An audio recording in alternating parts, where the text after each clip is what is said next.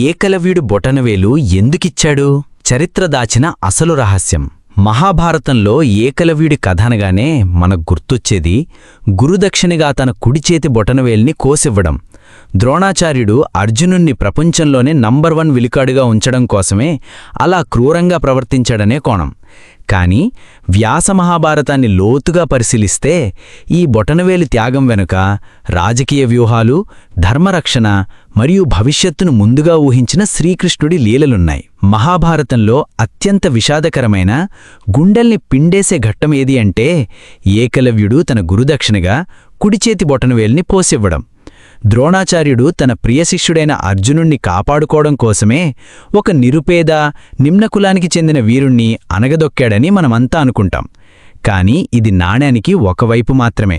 దీని వెనుక దాగి ఉన్న అసలు రహస్యం తెలిస్తే మీరు షాక్ అవుతారు. ఏకలవ్యుడి బొటనవేలు వెనుక కేవలం అర్జునుడి స్వార్థం లేదు, మొత్తం సృష్టిని కాపాడే ఒక మహావ్యూహం ఉంది.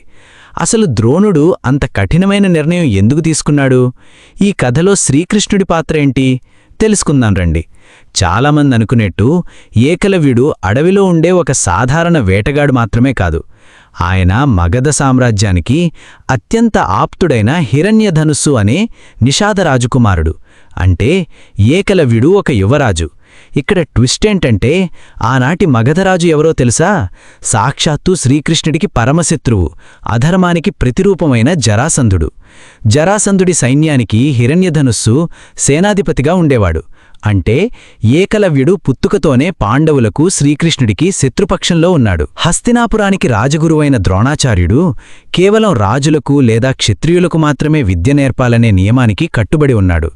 అది ఒక కారణమైతే, రెండోది రాజకీయ కారణం. శత్రుపక్షమైన మగధదేశ యువరాజుకు తను విద్య నేర్పితే భవిష్యత్తులో అది హస్తినాపురానికే ముప్పుగా మారుతుందని ద్రోణుడు గ్రహించాడు. అందుకే విద్యను నిరాకరించాడు. కాని ఏకలవ్యుడు ద్రోణుడి మట్టి విగ్రహాన్ని ప్రతిష్ఠించుకొని ఏకాగ్రతతో ప్రపంచంలోనే అత్యంత ప్రమాదకరమైన విలుకాడుగా ఎదిగాడు. శబ్దభేది, శబ్దాన్ని బట్టి బాణం వేయడం, విద్యను కూడా సాధించాడు. ఒకరోజు పాండవులు, ద్రోణుడు అడవికి వెళ్ళినప్పుడు ఒక కుక్క అరుస్తుంది. ఏకలవ్యుడు దాని ధ్వనిని బట్టి కుక్కకు ఒక్క రక్తపు చుక్క కూడా రాకుండా కేవలం బాణాలతో దాని నోటిని మూసేస్తాడు. ఇది చూసి అర్జునుడు నివ్వెరబోతాడు. ద్రోణాచార్యుడు ఏకలవ్యుణ్ణి కలిసి ఎవరు నీ గురువు అని అడిగితే మీరే అని ద్రోణుడి విగ్రహాన్ని చూపిస్తాడు. అక్కడే ద్రోణుడికి అసలు భయం పట్టుకుంది. ఏకలవ్యుడి నైపుణ్యం చూశాక భవిష్యత్తులో జరగబోయే మహాయుద్ధంలో ఈయన అధర్మపక్షాన నిలబడితే ఇతడిని ఓడించడం దేవుళ్ల వల్ల కూడా కాదని ద్రోణుడు అర్థం చేసుకున్నాడు. ధర్మస్థాపన జరగాలంటే పాండవులు గెలవాలి, పాండవులు గెలవాలంటే అర్జునుడు బ్రతకాలి. కాని జరాసంధుడి పక్షాన ఉన్న ఏకలవ్యుడు గనక యుద్ధంలోకి దిగితే అర్జునుడితో సహా పాండవులందరినీ క్షణాల్లో ముక్కలు చేయగల సామర్థ్యం అతనికుంది. అందుకే రాబోయే మహావినాశనాన్ని ఆపడానికి ద్రోణాచార్యుడు ఒక కఠినమైన నిర్ణయం తీసుకున్నాడు. గురుదక్షిణగా కుడిచేతి బొటనవేలిని అడిగాడు. బొటనవేలు లేకపోతే బాణం సంధించడం సాధ్యం కాదు. దానివల్ల ఏకలవ్యుడి వేగం, శక్తి తగ్గిపోతాయి.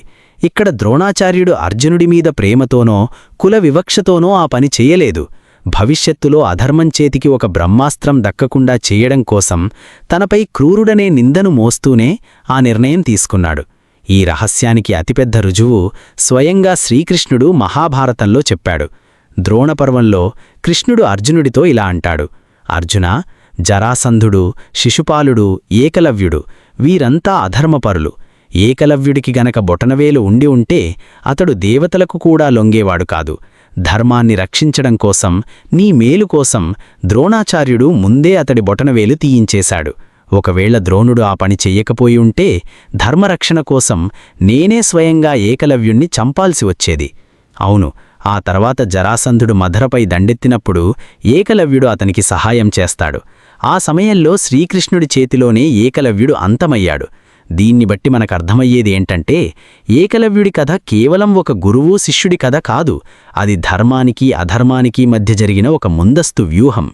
ఏకలవ్యుడి త్యాగం గొప్పదే, కాని ద్రోణుడి నిర్ణయం వెనుక ఉన్న ధర్మరక్షణ అంతకంటే పెద్దది.